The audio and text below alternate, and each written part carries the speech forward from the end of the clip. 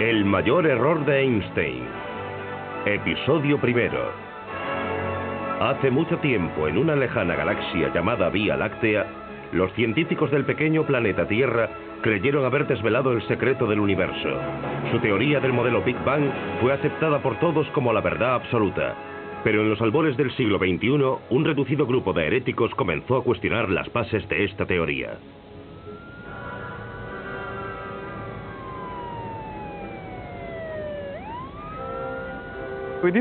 Hicimos algo que muchos consideran espeluznante. Decimos que la velocidad de la luz podía cambiar en el espacio y en el tiempo. Y eso es cierto. Nuestra percepción de la física cambiará de forma radical.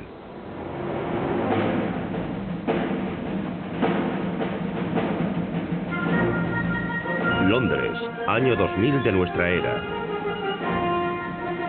En los albores de un nuevo siglo, nace una nueva teoría. Amenaza con demoler los cimientos de la física del siglo XX. Sus autores son dos de los cosmólogos más importantes del mundo. Si ellos tienen razón, Einstein estaba equivocado. Todo comenzó cuando Andy Albrecht y João Magueixo se conocieron en una conferencia en América en 1996. Fue una reunión de lo más emocionante. Allí estaban casi todos los más importantes y todos debatían sobre los problemas contemporáneos de la cosmología. Una noche muy tarde, João se acercó a mí. Creo que yo ya me iba a marchar. Y me contó una idea muy interesante. Eso es una tontería. No fue así. No fue así. Pero sí que era tarde. ¿Cómo lo recuerdas tú, João? Vamos a ver. La historia, tal y como yo la recuerdo, por lo menos en la parte en la que estuve presente, fue una conversación entre los tres. Cada uno de nosotros sugirió algo. Recuerdo que yo sugerí la velocidad variante de la luz y se produjo un horrible silencio. Creo que en ese momento tú también pensaste que os estaba tomando el pelo. Sí, es posible, Pero entonces pensaste, oh, habla en serio, no se está riendo. Y entonces partimos de ahí y empezamos a tomárnoslo más en serio.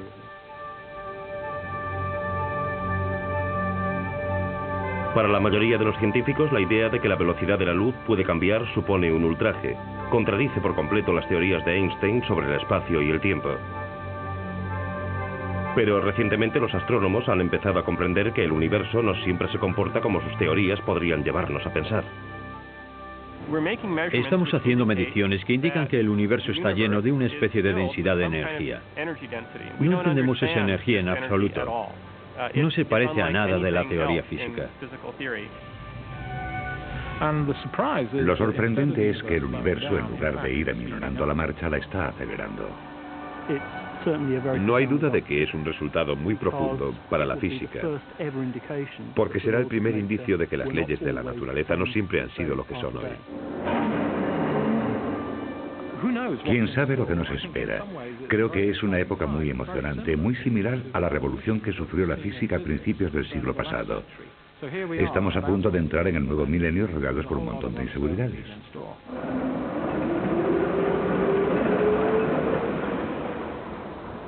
Para comprender lo que está en juego, debemos regresar a dicha revolución científica. Todo comenzó aquí, en Berna, Suiza, en 1905. En los albores del nuevo siglo XX, el complicado mecanismo de la física del siglo XIX comenzaba a mostrar señales de desgaste.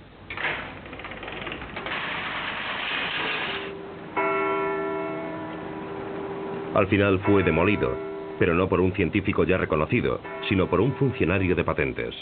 Cuando Einstein comenzó su carrera, aún vivíamos en un universo como el mecanismo de un reloj. El espacio y el tiempo no eran más que un sistema de referencia. El metro era un metro en cualquier parte, y el tiempo corría a un ritmo constante en todo el universo. Un segundo siempre era lo mismo. No le afectaba el lugar donde estuvieras, ni si te movías o no. El tiempo se consideraba un concepto absoluto. El tiempo siempre era igual en todas partes, independientemente del estado de movimiento de la persona. Existía un tiempo absoluto que podía medirse con un reloj como este. Ese fue probablemente el concepto que Einstein hizo pedazos con su nueva idea. La herramienta que Einstein utilizó para destrozar el universo tipo mecanismo de reloj fue la velocidad de la luz.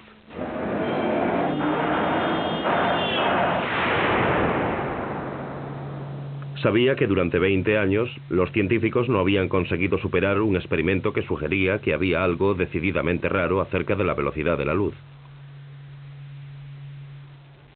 En la década de 1880, dos científicos americanos, Albert Michelson y Edward Morley, decidieron medir cómo se veía afectada la velocidad de la luz por el movimiento de la Tierra a través del espacio.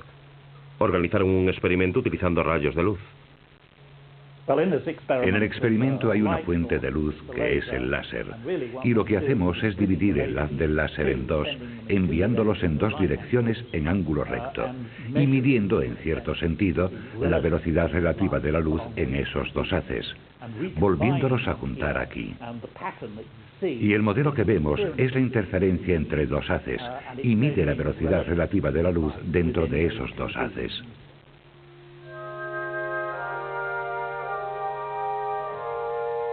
Si el aparato estuviese estático, no habría motivo para esperar una diferencia entre los haces, pero lo cierto es que se mueve a mucha velocidad. Nuestro planeta gira alrededor del Sol a 30 kilómetros por segundo. También gira alrededor de su eje una vez al día, de manera que todos los laboratorios de la Tierra giran a través del espacio.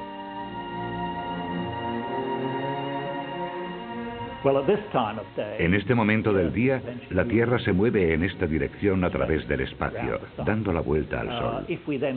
Si esperásemos 6 horas, la Tierra habría dado la vuelta y entonces esta dirección sería la dirección de movimiento de la Tierra a través del espacio. Y después de otras 6 horas volvería a ser esta la dirección, pero invertida. Es decir, que sin hacer nada, esperando sentado, la Tierra da vueltas muy suavemente y puedes comprobar la estabilidad de tu aparato. Michelson y Morley supusieron que la velocidad del planeta se sumaría a la velocidad de los haces de luz y de su aparato, por lo que esperaban ver una pulsación regular del modelo cada 6 horas, ya que la velocidad de la Tierra se añadía a la velocidad de la luz en el primer haz y después en el otro. Lo sorprendente fue que sus mediciones mostraron que no ocurría nada. Daba igual cómo lo hicieran o el tiempo que esperasen, incluso todo el año. Seguía sin ocurrir nada. Y eso es lo más bonito del experimento, que si puedes medir la nada con toda precisión, has conseguido algo muy importante. La importancia de este resultado era que demostraba que no se puede sumar ni restar nada a la velocidad de la luz. Esto era una contradicción directa a lo que se suponía que debía ocurrir en el universo tipo mecanismo de reloj. Cuando el espacio y el tiempo están fijos, la velocidad siempre debe sumarse.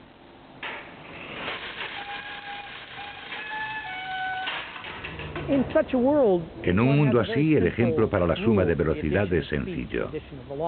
La suma de las velocidades, en el ejemplo de Einstein, es que si caminamos por un tranvía o un tren, nuestra velocidad con respecto a la Tierra es la suma de tu velocidad al caminar por el tranvía y de la del tranvía con respecto a la Tierra. Pero el experimento Michelson-Morley había demostrado que esto no era cierto en lo relativo a la luz. La luz sale del tranvía a la velocidad de la luz y llega a los peatones a la velocidad de la luz. Y esa velocidad nunca cambia, por muy rápido que vaya el tranvía. Pero algo debe cambiar como resultado de la velocidad del tranvía. Einstein comprendió que debían ser el tiempo y el espacio.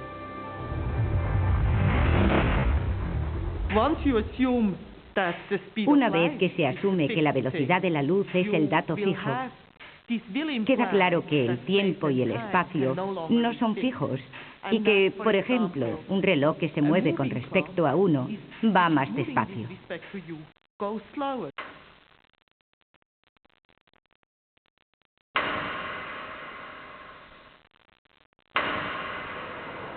Visto desde la acera, la velocidad de la luz desde un tranvía no se ve afectada por su movimiento. Pero en cambio, el reloj, mientras los pasajeros esperan, irá más lento en comparación con un reloj fijo.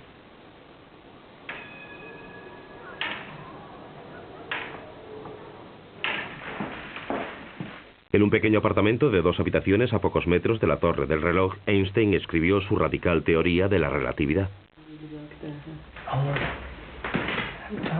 Es un anuncio de Einstein para conseguir empleo. Sí, daba clases particulares de matemáticas y física, en una época en la que no tenía trabajo, y nadie se lo daba porque creían que era demasiado vago. Creo que lo consideraban problemático. ¿Dice cuánto cobraba? No, dice que da algunas clases gratis de prueba. Tomaré una clase de prueba para ver qué tal. Pero la suerte de Einstein estaba a punto de cambiar. En 1905 tenía 26 años. Qué mirada tan penetrante. En ese año publicó varios trabajos, de los cuales el de la relatividad tan solo era uno más. 6 trabajos si contamos su tesis para el doctorado. En un año. En un año. Y cada uno de ellos funda un campo de la física. Y cada uno merece el premio Nobel. Me pregunto si mientras redactaba este trabajo fue consciente del cambio que le estaba dando al mundo. Este es el trabajo de la relatividad que publicó poco después de este. Mira qué delgado es. Mucho. Solo 3 páginas. Ojalá pudiera cambiar todas las publicaciones de mi vida por estas 3 páginas. Pero Einstein no estaba satisfecho. El problema era que su teoría de la relatividad se deshacía cuando la gravedad se colaba en la foto. Y la gravedad era la fuerza dominante en el universo. Einstein comprendió que debía desarrollar aún más su noción de un espacio y un tiempo flexibles. Debía dar al espacio y al tiempo propiedades reales. Ya no se trataba de un lugar vacío en el que ocurrían cosas, sino algo que resultaba interactivo. Y en su famosa declaración, la masa le dice al espacio cómo curvarse. La presencia de una masa curva el espacio-tiempo.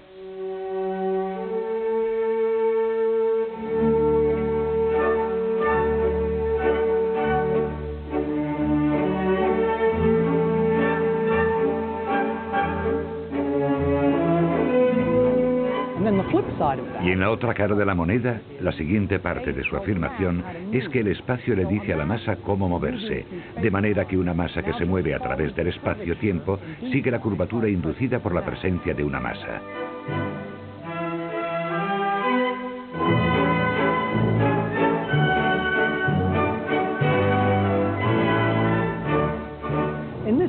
Y esto resolvía un viejo problema de la mecánica de Newton. La Tierra siente una atracción gravitacional hacia el Sol. ¿Cómo sabe la Tierra que el Sol está ahí? ¿Cuál es la fuente de esta acción instantánea a una distancia dada? Y el modelo de Einstein dice que no existe dicha acción instantánea a una distancia dada. La masa del Sol simplemente curva el espacio-tiempo y después la Tierra sigue esa curva. Al igual que este tranvía sigue los rieles. Lo hace en respuesta a la curvatura local de la vía, pero no sabe por adelantado si esas vías se curvarán a determinada distancia. No tiene que saberlo, se limita a seguir la curvatura local de la vía.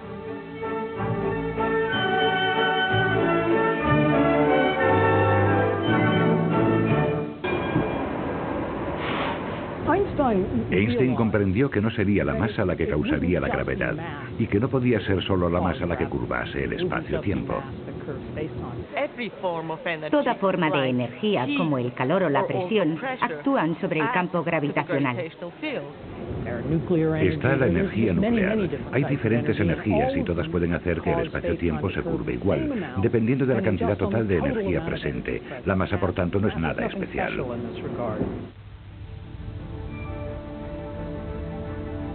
Durante 10 años, Einstein buscó una ecuación con la que expresar esta relación entre masa-energía y espacio-tiempo. Al final resultó ser asombrosamente sencilla. G igual a 8πt. Con 5 caracteres, la ecuación de campo de Einstein abarca la estructura de todo el universo. Se considera uno de los logros supremos del pensamiento humano.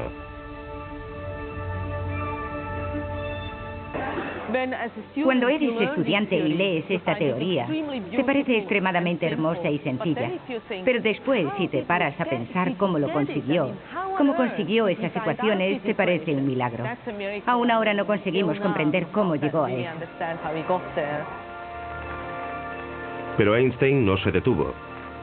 sino que utilizó sus nuevas ecuaciones para describir el universo entero.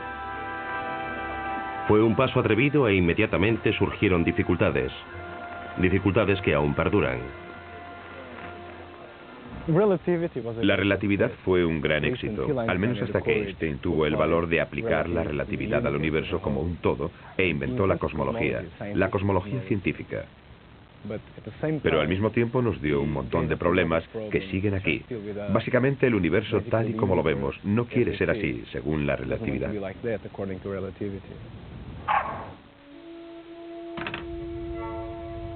El enfoque de Einstein se basaba en una osada suposición.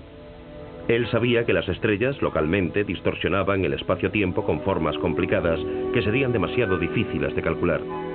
Pero creía que si retrocedía lo bastante, toda la materia del universo sería como las moléculas de una nube de gas.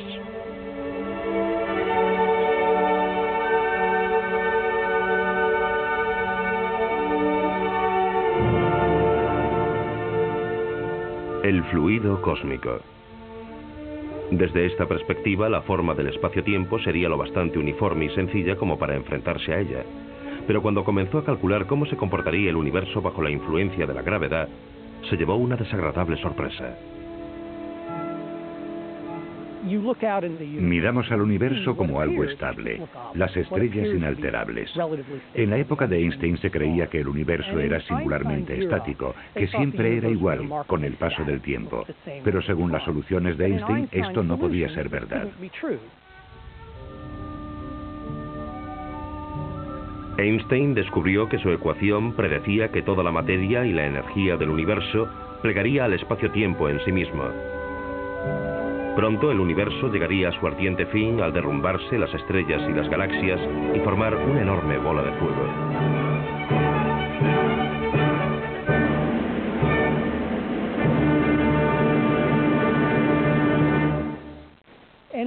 Y para evitarlo, Einstein tuvo que añadir un término que denominó la constante cosmológica. Para Einstein, ese término extra, lambda, la constante cosmológica, estropeaba la belleza de su ecuación original, pero no veía otra forma de estabilizar el universo. Es una constante que proporciona al espacio-tiempo la propiedad de tender espontáneamente a su expansión. Por lo que añadió esa constante en la cantidad adecuada para que esa propiedad de expandirse del espacio-tiempo equilibrase con exactitud la propiedad de hundirse bajo su propia gravedad de la materia en la galaxia o en el universo. Y así, equilibrando con exactitud dichas propiedades, estabilizar el universo. Claro que no habría funcionado, porque se trata del equilibrio de un lápiz sobre la punta. La más mínima desviación de la cantidad, pequeña o grande, de densidad, habría hecho que el universo se desplomase, por lo que, en mi opinión, no resolvió el problema. El problema de Einstein era que, según su teoría, el universo era intrínsecamente inestable y debería haberse hundido o explotado hace mucho tiempo. Este es un misterio que sigue preocupando a los científicos en la actualidad.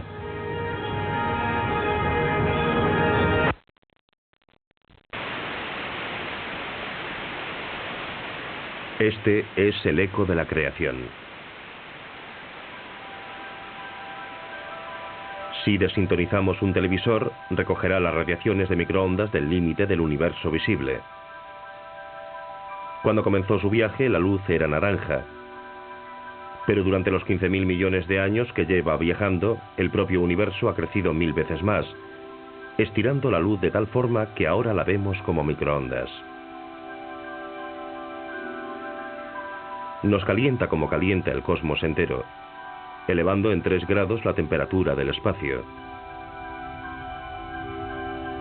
Esta señal es prueba convincente de que el universo no es inmutable como imaginaba Einstein, sino de que todo lo que vemos a nuestro alrededor formó parte de una inmensa bola de fuego. Los primeros indicios de tan ardiente principio aparecieron cuando los astrónomos empezaron a examinar el espacio más allá de nuestra propia galaxia. La de los años 20 fue una época muy emocionante para la astronomía. Aparecieron los primeros telescopios grandes y Edwin Hubble comenzó a examinar sistemas estelares cercanos que ahora llamamos galaxias. El doctor Edwin Hubble, sobre una plataforma móvil, alinea el enorme telescopio antes de comenzar una fría noche de trabajo. Y para su asombro descubrió que estaban muy lejos. Y también al medir la luz que despedían esas galaxias pudo ver que se movían alejándose de nosotros. Para Hubble, esto solo podía significar una cosa, que el propio universo estaba en expansión. Es un gran descubrimiento saber que el universo se encuentra en expansión. Significa que en algún momento del pasado las cosas se encontraban más cerca, y si medimos la densidad, al retroceder en el tiempo, el número que encaja en un cuadrado fijo de espacio aumenta, y el universo se hace mucho más denso y caliente. Así acabaremos llegando a un punto que llamaremos Big Bang, en el que la densidad era extremadamente elevada. La profundidad de este descubrimiento se halla en que el universo tuvo un principio, un Big Bang.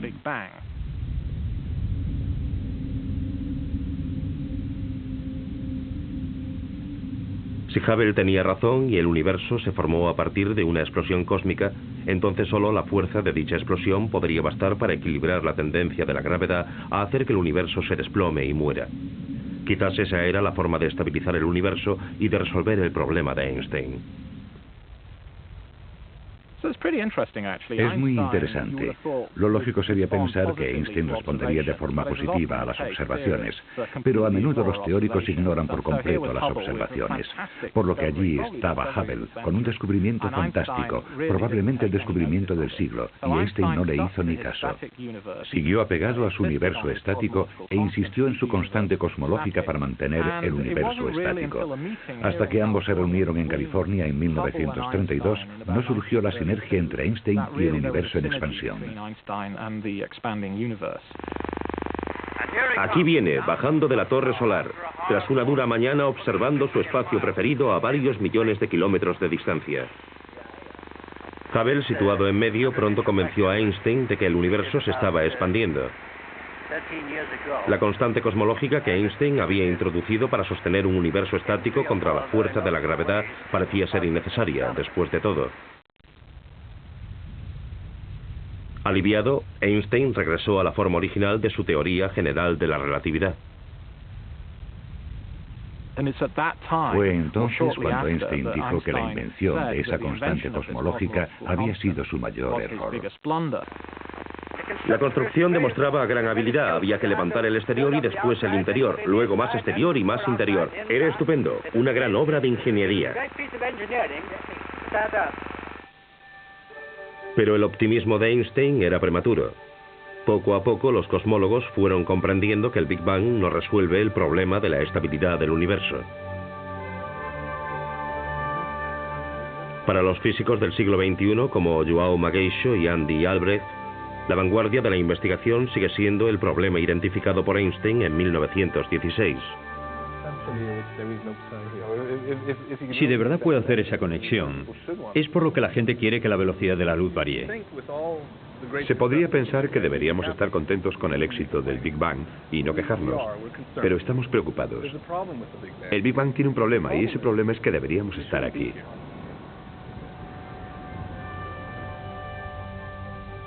El universo se ha ido expandiendo poco a poco durante 15.000 millones de años. Tiempo de sobra para que las estrellas, los planetas y los cosmólogos evolucionen. El problema es que es casi imposible que del Big Bang salga un universo que se expanda poco a poco. O bien se expande demasiado rápido o se repliega sobre sí mismo. En cualquier caso, el universo no podría durar demasiado. Una buena comparación es lanzar una piedra al aire. La lanzamos hacia arriba y esperamos que caiga después de un tiempo. La lanzamos un poco más fuerte y tarda más en caer, pero acaba cayendo. Si la lanzamos lo bastante fuerte, algo que ningún ser humano puede hacer, pero sí la NASA con una nave espacial, puede abandonar la atracción gravitacional de la Tierra y volar eternamente.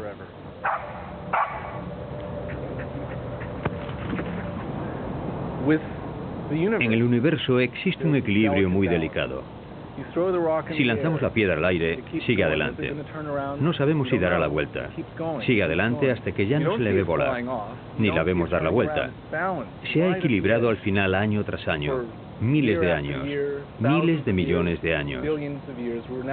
Han pasado casi 15.000 millones de años y seguimos sin saber si va a dar la vuelta o si seguirá volando de frente.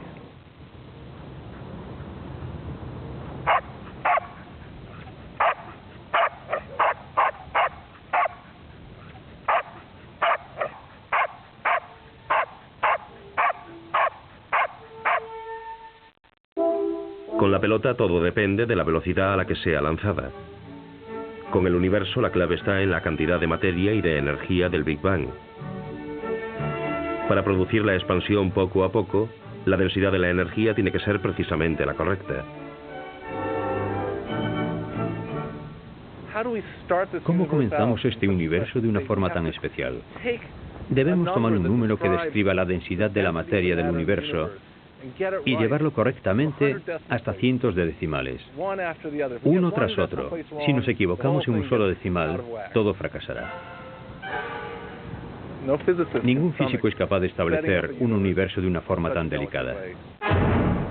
Sin embargo, algo estableció el universo correctamente. Algún misterioso proceso consiguió que la materia y la energía tuvieran la misma densidad en todas partes, manteniendo el cosmos en un equilibrio perfecto.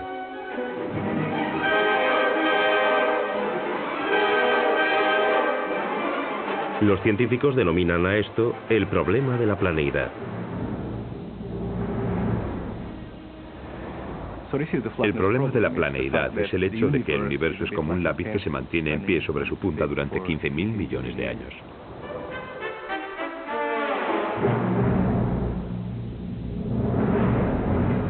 Y aún es mucho peor. El misterio es que si decimos, vale, supongamos que al principio las cosas eran diferentes y surgió algo que lo ajustó todo tal y como era necesario, aparece el siguiente problema. Nada puede viajar más rápido que la luz.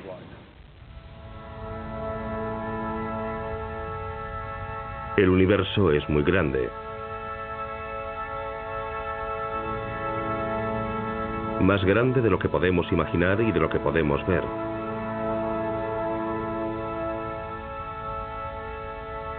Hay regiones del espacio tan lejanas que son invisibles, porque la luz que viene de ellas aún no ha tenido tiempo de alcanzarnos.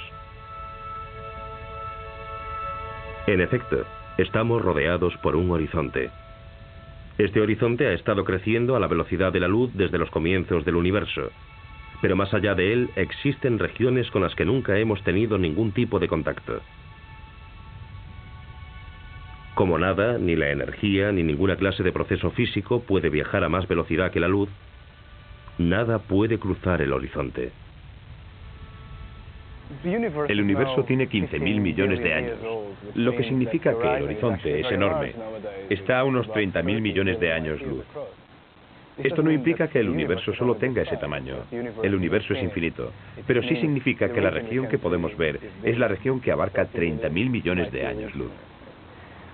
Y a la inversa, aunque el universo sea joven, sigue siendo muy grande, pero vemos una fracción cada vez más pequeña porque el horizonte es cada vez menor.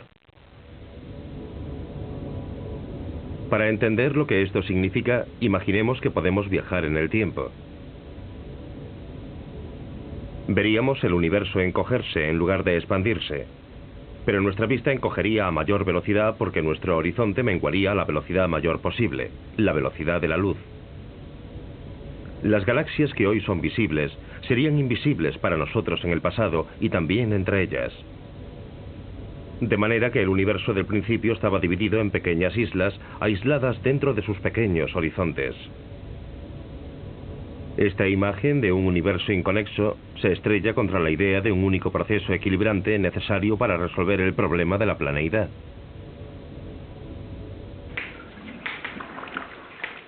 Los cosmólogos estaban confusos. La única forma de sortear el problema del horizonte era suponer que toda la región que vemos hoy en día comenzó siendo tan diminuta que podría caber dentro de un único horizonte. Esta idea, denominada inflación, fue propuesta por Alan Guth y desarrollada después por Paul Steinhardt y su colega Andy Albrecht.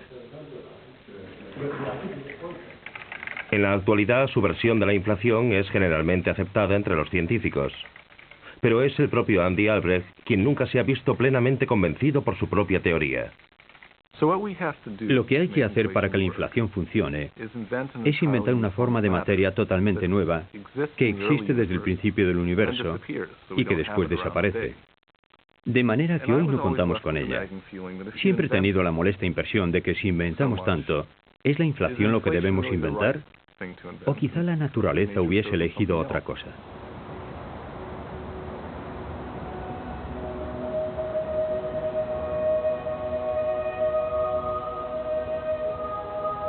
Cuando era un joven investigador en Cambridge, a mediados de la década de los 90, João Mageixo también era escéptico en lo relativo a la inflación. Como la inflación es lo único que tenemos a mano, nos agarramos a ella como a un clavo ardiendo. Esa es mi impresión. Pero hay quien lo necesita y eso está bien. Exagerando un poco, podríamos decir que se pueden resolver todos esos problemas de sintonía utilizando la intervención divina. Y yo creo que la inflación es una forma científica aceptable de invocar la intervención divina. Creo que es demasiado exagerar, pero hay suficientes preguntas sin respuesta sobre las que debemos meditar.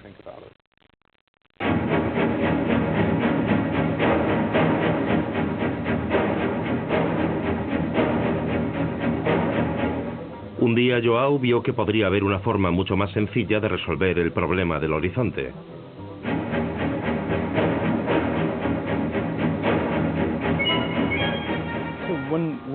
Una mañana de invierno como esta, paseando por estos campos, comprendí que si rompíamos una regla sencilla, aunque sagrada del juego, la constancia de la velocidad de la luz, podríamos resolver el problema del horizonte.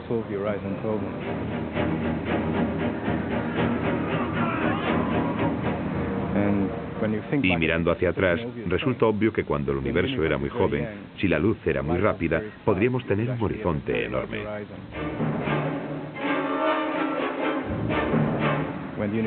Cuando el universo tenía 1 año de edad, el horizonte sería una rápida luz que cruzaría y que podría ser tan grande como quisiéramos. Haciendo esto, podemos hacer el universo entero. Si la luz del principio fuese mucho más rápida, un único horizonte podría ser lo bastante grande como para englobar todo el universo conocido.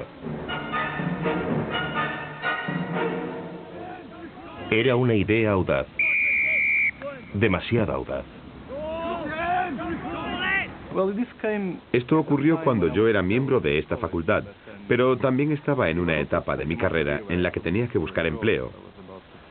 Estaba a punto de acabar mi empleo aquí, por lo que no era momento para desarrollar una idea tan original. Ya era bastante polémico y no debía resultar aún más polémico. Hubo momentos en los que me imaginaba a mí mismo vendiendo el gran tema fuera del St. John's College. Por eso esperé a verme en terreno más seguro.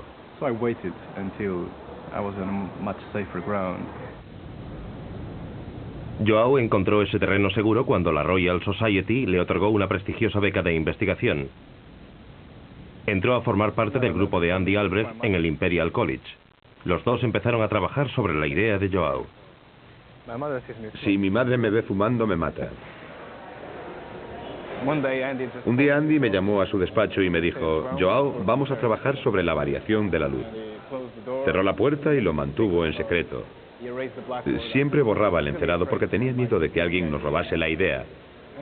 Poco a poco empezamos a aunar esfuerzos y a intentar averiguar más cosas sobre la teoría.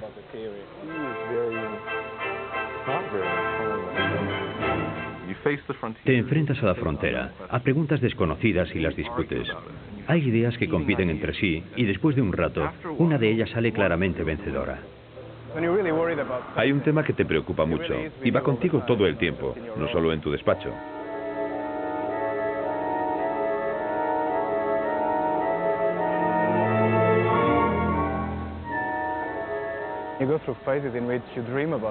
Atraviesas fases en las que sueñas con tus ideas, las consultas con la almohada y te despiertas agotado.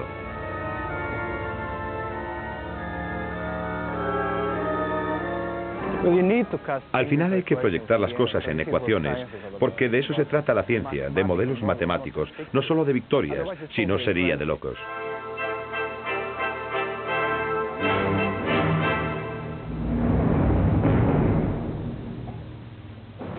El descubrimiento científico encierra un aspecto único.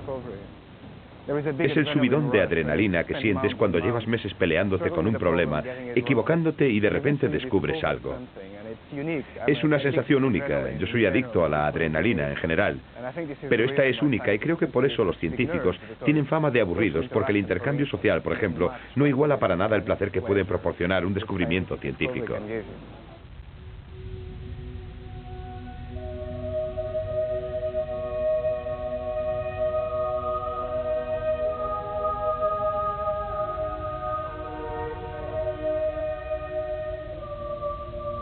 Joao y Andy estaban creando una física completamente nueva. A medida que exploraban este extraño y nuevo mundo, comenzaron a presentir que, a lo mejor, conseguían resolver algo más que el problema del horizonte. Conseguimos más de lo que esperábamos. Por eso resultó mucho más gratificante. Descubrimos que también podíamos solucionar el problema de la planeidad. Y todo gracias a que enseguida comprendimos que la conservación de la energía es imposible si la velocidad de la luz varía. Según la física convencional, la energía se conserva. Puede transformarse, pero no puede ni crearse ni destruirse. Este es el principio de conservación de la energía y significa que la cantidad total de energía presente en el universo es fija. De manera que la densidad de energía que el universo necesita debe quedar perfectamente establecida desde el principio. Si cambiamos algo tan fundamental como la velocidad de la luz, que forma parte integral de la física, estamos rompiendo el principio de el universo es diferente en distintos momentos y no conservamos la energía. Pero entonces comprendes que eso es exactamente lo que necesitas para resolver el problema de la planeidad, porque violas la conservación de la energía, empujando al universo a la densidad de energía crítica. Es decir, creas energía si estás por debajo de la densidad de energía crítica y viceversa. Quitas energía si tienes en exceso, si tienes demasiada densidad de energía.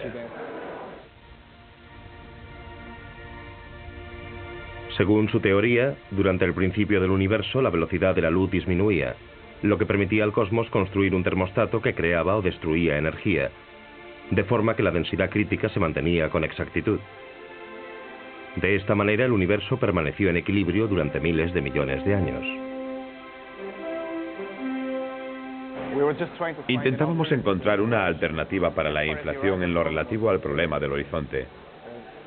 La verdad es que no teníamos esperanzas de resolverlo todo. Fue un regalo para nosotros. Joao y Andy habían empezado intentando resolver el problema del horizonte y tropezaron con una teoría que resolvía el misterio que había perseguido a la cosmología desde tiempos de Einstein. Habían hecho un universo que era intrínsecamente estable, que se había mantenido en equilibrio por medio de la creación o destrucción de la energía. Una teoría que predecía que el universo sería como lo vemos hoy. Sin embargo, aún era solo eso, una teoría. Las pruebas solo podrían salir de las profundidades del espacio-tiempo. Pero lo que los astrónomos descubrieron allí asombró a todo el mundo, porque sugería que la velocidad de la luz también era la clave del mayor misterio de la cosmología. ¿Qué ocurrió antes del Big Bang?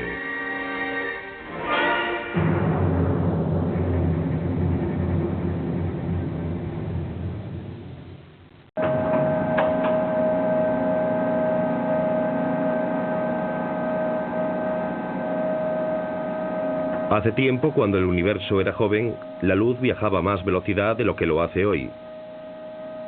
Las leyes de la física eran muy distintas. Esa, al menos, era la teoría. Las pruebas solo podrían surgir de los mayores telescopios del mundo. Mientras estudian los lejanos confines del espacio, los astrónomos también retroceden en el tiempo.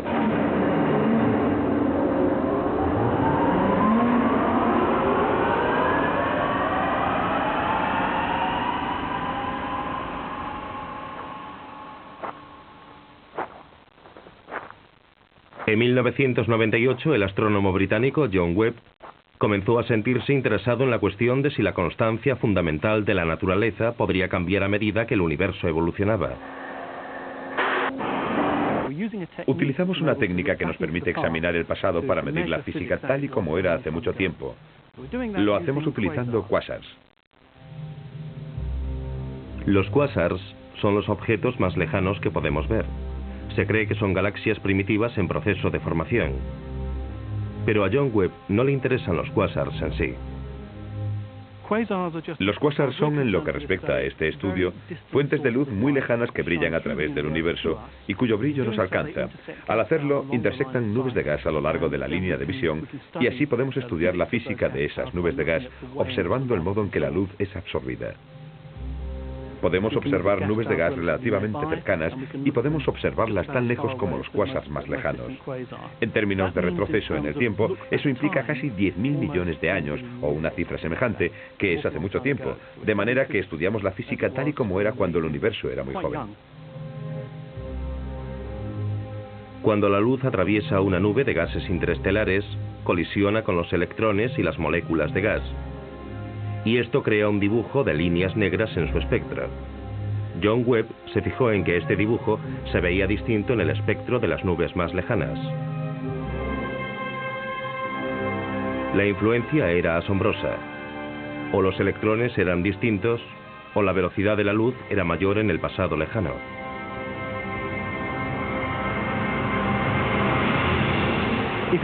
Si es correcto, es un resultado muy profundo para la física, porque sería el primer indicio de que las leyes de la naturaleza no siempre fueron iguales a como lo son hoy.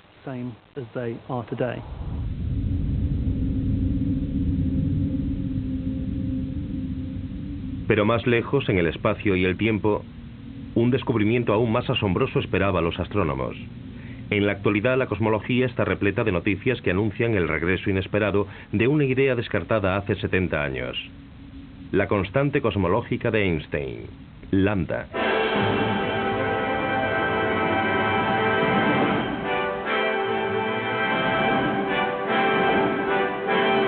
Para João, eso significaría llevar su teoría aún más lejos. Ahora cree que la constante cosmológica podría ser el nexo que une los cambios en la velocidad de la luz al origen del universo.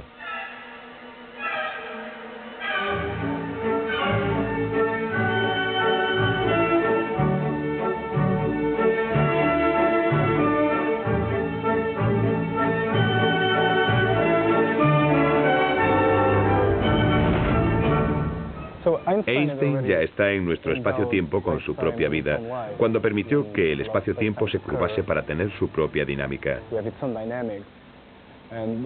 Y con la constante cosmológica dio un paso más adelante.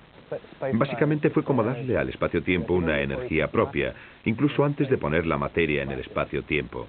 Cuando tenemos un vacío, en dicho vacío tenemos una determinada densidad de energía, y eso es lambda.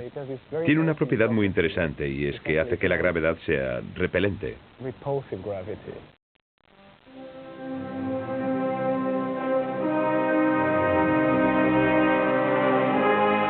Lambda produce una gravedad que repele las cosas en lugar de juntarlas. Y eso parece ser lo que le está ocurriendo al universo, que algo lo está separando.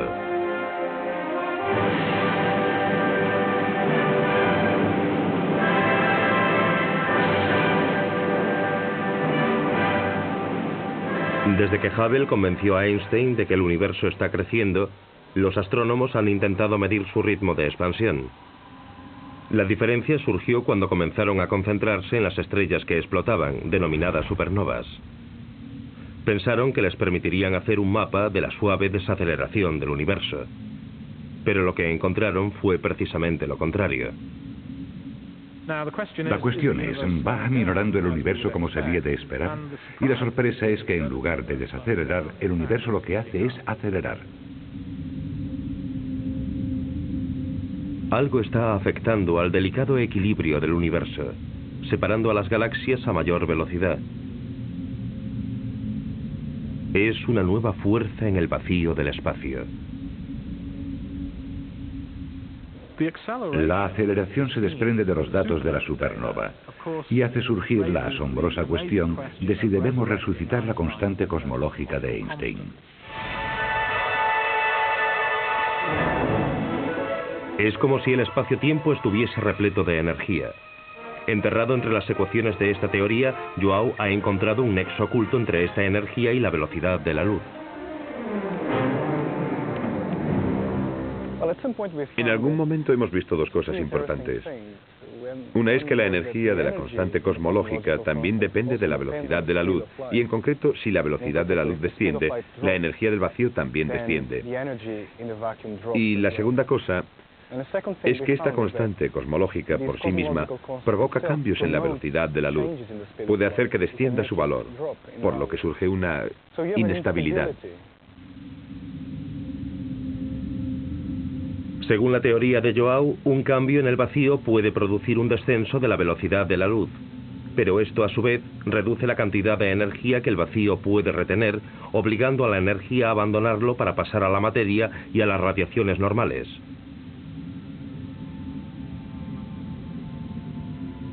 ¿Podría ser este el genio del universo? ¿Qué ocurrió antes del Big Bang? En estos escenarios del principio, hay un vacío dentro del vacío. La nada es la constante cosmológica. Hay un empuje de energía en el vacío. Y en sus teorías, esta energía que produce cambios en la velocidad de la luz merma su valor.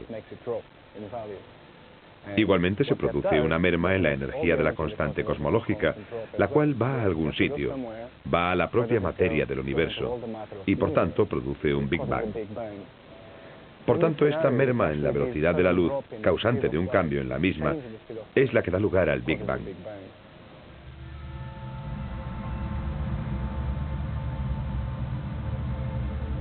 Al principio estaba el vacío. Pero el vacío no era la nada. Y había luz.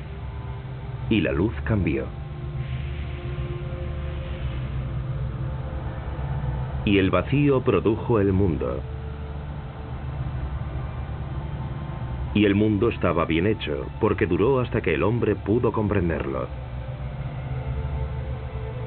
Pero ocurrirá que un día, la energía del vacío habrá expulsado lejos a todas las cosas, quedando tan solo el vacío. Pero el vacío no es la nada.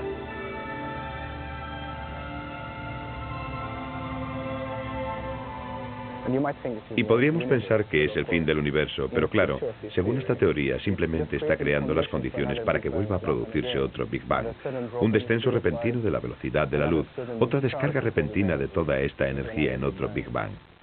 Es posible que nuestro Big Bang sea solo uno entre muchos aún por venir, y uno entre muchos de los ya ocurridos. Puede que el universo sea una secuencia de Big Bangs. El audaz reto de Joao a la constancia de la velocidad de la luz lo ha llevado a observar el cosmos desde un punto de vista totalmente nuevo, en el cual el universo ya no tiene un principio y un fin, sino que es eterno. Un ciclo interminable de Big Bangs producidos a partir de la vasta reserva de energía del vacío. Al igual que todos los cosmólogos que le precedieron, Joao se ha guiado por la teoría que fue el comienzo de todo. Un buen indicio del genio de Einstein es que incluso cuando se equivocaba, tenía razón. Lo que él consideró su mayor error podría acabar siendo el más importante de sus legados. Por supuesto que siento el máximo respeto hacia la relatividad, y tengo la impresión de que, ahora que le he llevado la contraria, la comprendo de verdad. Y precisamente al enfrentarme a ella me muestro más respetuoso hacia ese gran hombre. Mi intención no es intentar contradecir a Einstein, ni nada por el estilo, sino que solo quiero dar un paso más.